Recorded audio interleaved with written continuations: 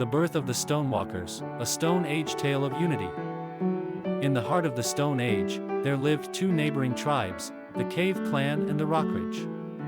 For generations, they'd been locked in constant conflict, battling for territory and resources. This feud had cost them dearly, leaving both tribes weakened and vulnerable. One harsh winter, a devastating blizzard struck, trapping members of both tribes in a cave. Faced with a common threat, they had no choice but to cooperate. Together, they rationed their meager supplies and shared warmth. As the days turned into weeks, something remarkable happened. Through their unity, they not only survived but thrived. They discovered new ways to hunt, build shelter, and even create art. When the snows finally receded, they emerged from the cave as one tribe, the Stonewalkers, stronger than ever before. The lesson learned was profound. Unity, born from necessity, was the key to their survival and prosperity. They realized that division only weakened them, and from that